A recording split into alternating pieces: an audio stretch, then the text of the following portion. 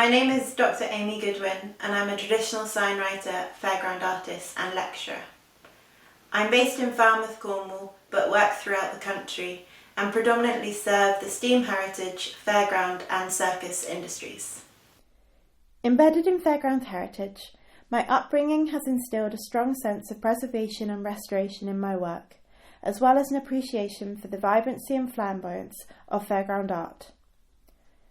I suppose to define my involvement with the fairground, you could say I grew up on the boundary of travelling showman. We moved between fairs in the West Country with a steam engine, hauling and powering rides including the Gallopers, the steam yachts, the Noah's Ark and dodgems. Yet I attended mainstream school and was encouraged to enrol at university, initially to seek a career outside of the fairground industry.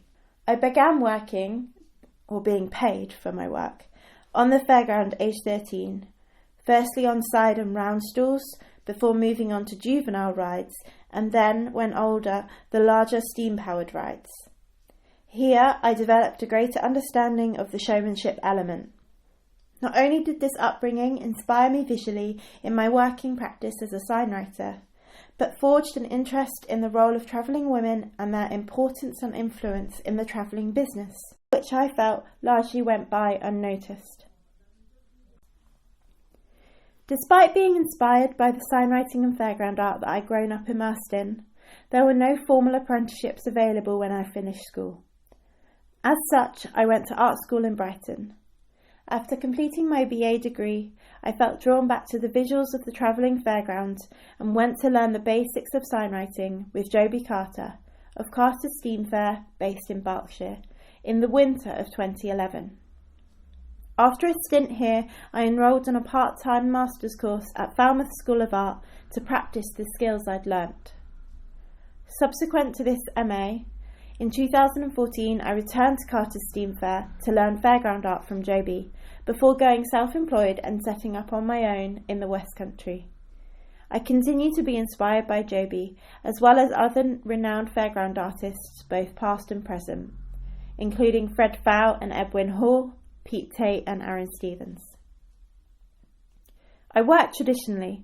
All my work is undertaken by hand using no tape nor digital assistance, in a manner in keeping with signwriters and fairground artists working throughout the 19th and 20th centuries. For the majority of my work, I use enamel paints from Craftmaster Paint and sable brushes from AS Handover. Not only did the master's study offer me the platform to evolve and perfect my signwriting skills, but it enabled me to create a body of work which explored how to utilise signwriting to tell stories. In this instance, stories of a fictional travelling fairground fused with stories of a well-known Jack the Ripper theory. Here, I combined my fairground upbringing and experience with visually aesthetic lettering and participatory techniques, concealing stories through acrostics and symbols, much like a crossword puzzle, to actively engage the audience to deduce the meanings behind the signs created. This work was supported by a book which further told the story and documented both the signs and film photographs made. This book was purchased by the Yale School of British Art to form part of their collection. When studying for an MA, I developed an interest in research-driven projects and was encouraged by my tutors to pursue a practice-led PhD. Between 2016 to 2020, I undertook a PhD through Norwich University of the Arts, whilst also maintaining my commissioned-based signwriting work and lecturing roles. The PhD worked to re-establish the identities of 5 fairground females throughout the 20th century. Through collating narrative fragments of their lives from the World's Fair newspaper, archival photographs and oral history conversations, I was able to chronologically tell their stories through visual installations. These installations told the females' narrative fragments through traditional signs and 3-dimensional artefacts. Each female had a dedicated illustrated space, which was exhibited at a location connected to their story. For example, Lizzie's, who wintered in Sheffield and was well known in the area, her space was installed at the National Fairground and Circus Archive as part of their exhibition, The Role of Popular Entertainment During World War I. This PhD work was underpinned by extensive research with the National Fairground and Circus Archive and was part funded by the Queen Elizabeth Scholarship Trust. In summer 2021, the entire archive's illustrated space, which the PhD work is now referred to as, was exhibited in a solo show at Cecil Sharp House, London. Since 2014, I have been creating work for exhibitions and events, with the intention to showcase signwriting and fairground art to a wider audience and in a gallery context. Notable exhibited works have been created for showcases including for London Craft Week, the Victoria and Albert Museum, APT Gallery in Deptford, guest projects in Hackney, the Guild of Craftsmen, and some work has been exhibited internationally, including at the Pre-Vinylette Suffragette Centennial at Ford Gallery, Portland, United States of America. The first hand-painted signs I produced were during my first stint at Carter Steam Fair in 2011. Here, whilst learning the basic skills of signwriting through exploring letter forms, colours and undertaking several second coating exercises, I focused on creating one sign with my surname as the wording. This shows how determination and practice can make a signwriter. There is always room for improvement. Even 10 years on, I feel I am still learning new skills, tricks and techniques. I returned to Carter Steam Fair again in 2014 to focus on fairground art. Here, I worked on learning how to produce the flamboyant elements synonymous with the fairground, producing this panel from a hooker duck stall in which the original design was by Fred Val. My first job was lining out my dad's showman's living wagon. Working from old photographs, this sparked my interest in restoration and working to recreate the designs of the past. Lining is a discipline of signwriting that I still earn a huge amount of work from. It involves painting lines of various colours and thicknesses on objects such as wagons, steam engines, trains and lorries to frame or highlight the various panels and carved details. Following the work for my dad, word of mouth became the most powerful way of generating commissioned work for me. I worked for other steam enthusiasts and local fairground proprietors initially, and this still offers the bulk of my signwriting work. Around 70% of the signwriting work I undertake currently is in the steam engine industry, with most of the other work coming from the fairground and circus industries. In 2015, I began working for Gifford Circus, a 1930s style circus based in the Cotswolds, and have continuously worked for them ever since, becoming their head signwriter in 2017. This was the first contract I'd secured, and the opportunity given to me propelled my signwriting work to be seen by a wider audience, as well as the regular work and income. Over the last 7 years, I've signwritten and lined out wagons, lorries, parts of the set for the circus, and my work has been featured in Harper's Bazaar, Vogue and The Guardian in conjunction with them. In 2019, I was commissioned by Quadrille Press to design and hand paint the cover of their publication, Gifford Circus Cookbook. Whilst predominantly working with branding when signwriting at Gifford Circus, there is a great feeling of it being a team effort, which is so lovely. The majority of my signwriting work is undertaken on site, throughout the West Country and often further afield. This requires a huge amount of time spent on my own or working just with the client. However, I work extensively with steam engineering workshops, working alongside coach painters, fabricators and machinists. I also tend to undertake quite a lot of work outside in cold conditions, which means I often have numb fingers. Working outside has both good and bad parts to it. Firstly, obviously there is great ventilation when working outside, which is good for using enamel paints and white spirit. Natural light is also useful when thinking about colour combinations and how the lettering appears or the design appears on the surface you're painting on. You also get that lovely opportunity to stand back from your work and view it as one whole piece because there's no limitation, or you're not squeezed up against the wall of a shed or something. However, you're dealing with the elements, the weather. If it rains, there's a chance the paint will bleed or smudge.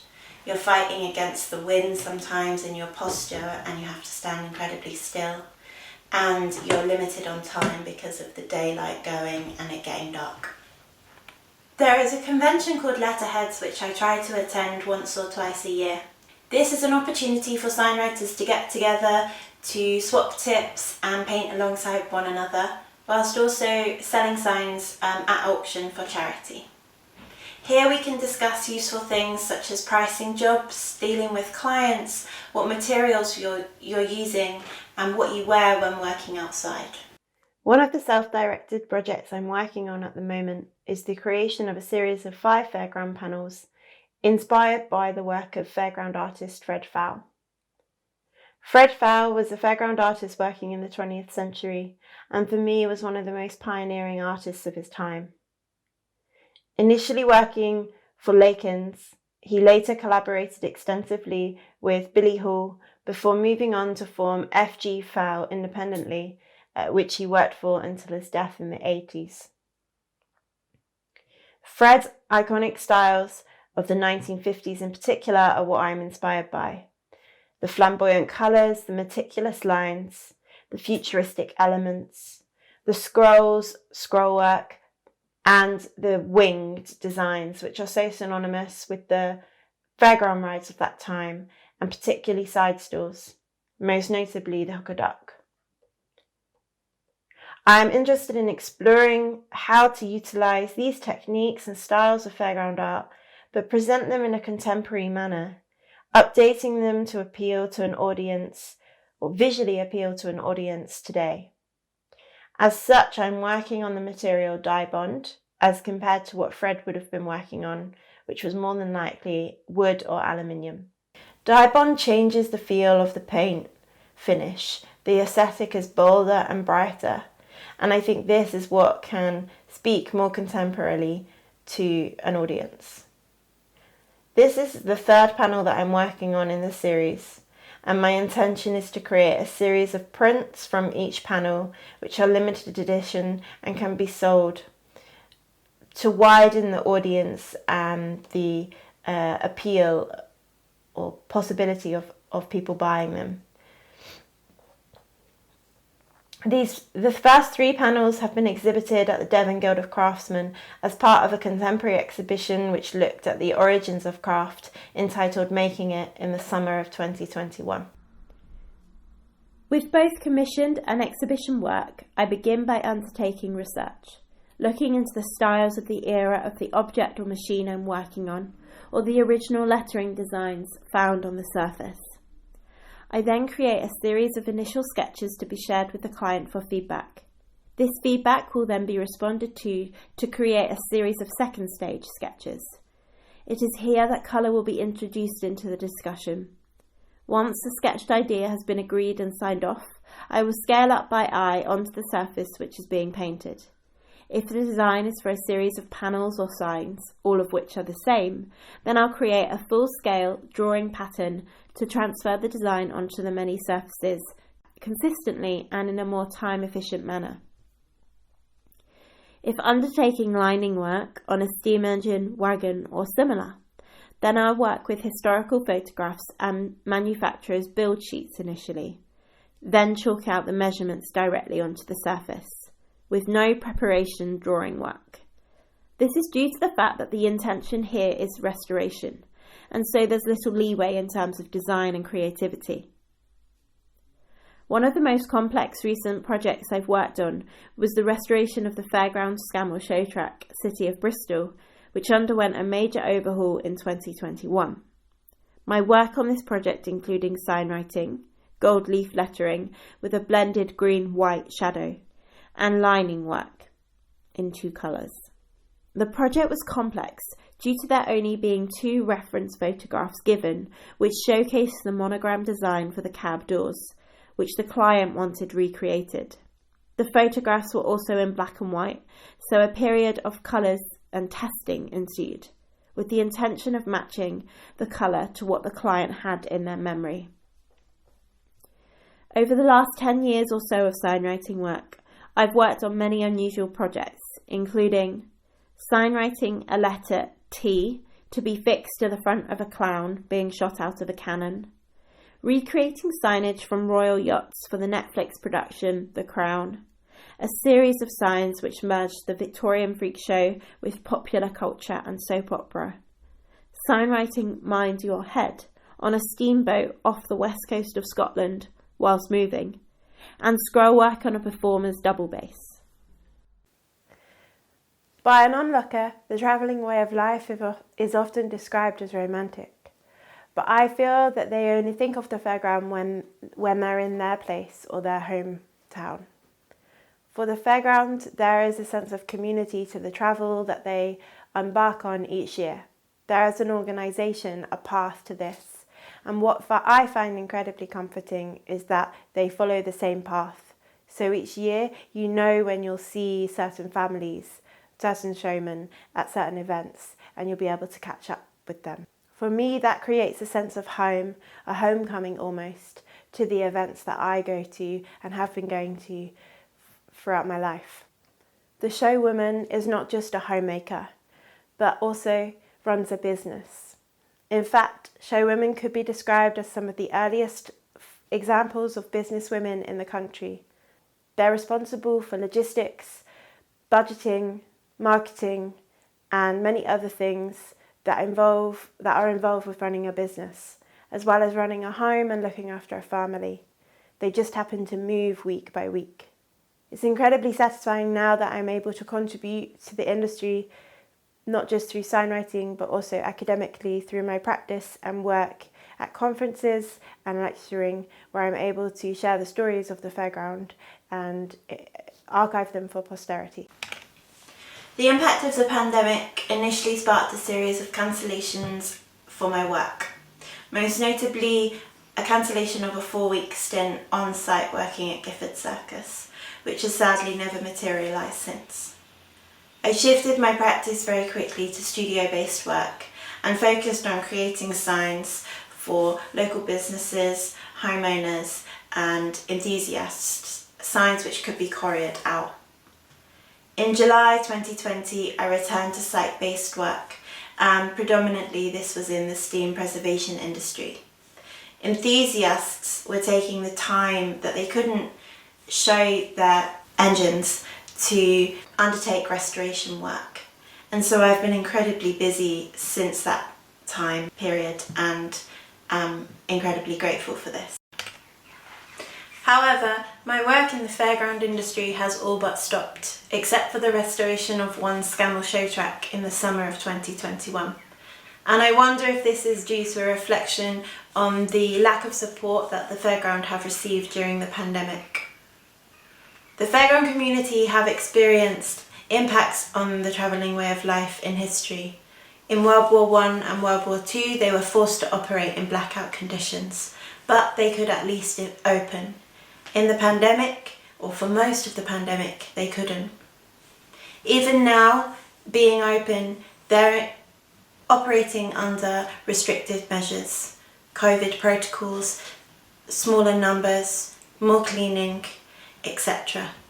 And perhaps most significant of all, the lack of want from local organisations, councils, and the cancellation of events. This has seriously affected their income and their travelling way of life. For me and my family, we have only been to one fairground since the outbreak of COVID, and that was only in October 2021. Perhaps there are some positives to come out of the pandemic though. The showmen have joined together and have more of a collective, louder voice in situations and wider settled communities, claiming the importance of their industry and the heritage of travelling fairgrounds within places. They're working together both online and in person through print and newspaper or newsletters to communicate this need and their voice and the importance of them being there and being open at certain events or these annual events.